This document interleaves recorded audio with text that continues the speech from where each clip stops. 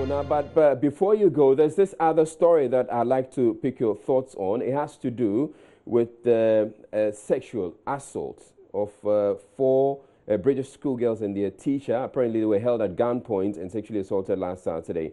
Now, according to the British newspaper The Sun, the victims aged 16 and 17 are aged 16 and 17. The attacker allegedly used his rifle to shoot and wound the security guard at the hostel after he tried to intervene. The story goes on, and they're saying that the victims arrived in Ghana on Saturday, were flown home on Sunday after the incident and treated at a British hospital after their ordeal. Now, we approached the Ghana Police Service, and they confirmed the incident to us. And they told us that the police is handling and investigating the incident. Their source would, however, not give further details. When we contacted the British High Commission, they responded with the following message, and I'll read that to you.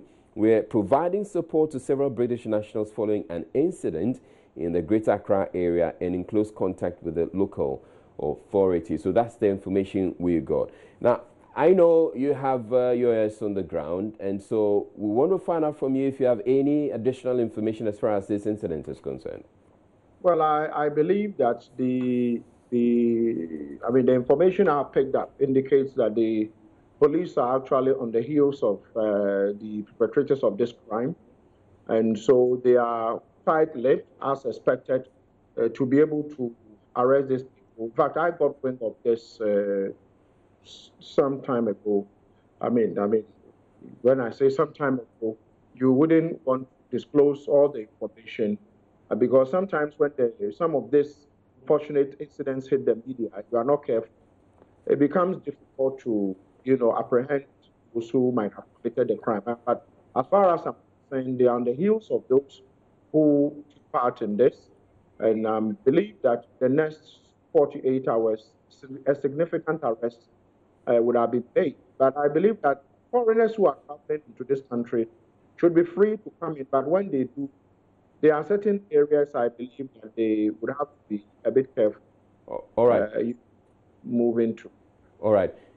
Now, the other disturbing thing, and for which reason I actually want to pick your thoughts on, has to do with a reportage in the British newspaper. So they indicated in the paper that Ghana is prone to a terrorist strike and uprisings. Now, I'm wondering on what basis they will put out such information. I'm actually trying to pull out what was said exactly about in that article regarding Ghana. But I'm wondering, how do we counter such reportage? Because clearly, if we're talking about terrorist attacks, Ghana hasn't had one, at least not in a long time, and yet in the UK they have actually had their own terrorist attacks. Yes, I mean you know the British tabloids and British media and sensationalism, and so I have not, if you ask me, I would say I'm not surprised at the way they would report on some of this incident when it has to do with probably a developing country like ours. I was in London. I was there when the underground bombings took place.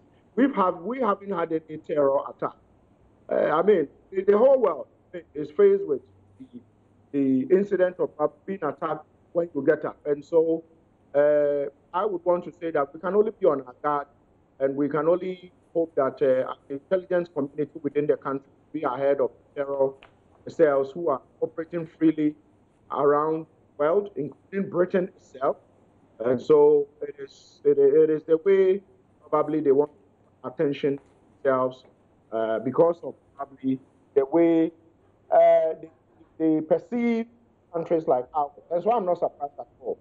But we have to probably be up there. I think recently there was some exercise by the security operatives to counter any terror attack. I want to believe that we have. I was in the Upper West recently, and the Upper West police commander at IC there had his men firm on the ground. I was surprised at some of the exercises they were putting in place to counter any terror attack in this country. I was surprised to see the kind of exercises the Upper West Command and his people are putting in place. And so I don't want to believe that we are the only country that is going to be affected by terror attack. Britain itself has had its fair share, including many, and so just have to be on that. Israel. All right, thank you very much, Mr. Bonadam. Bona is a security analyst.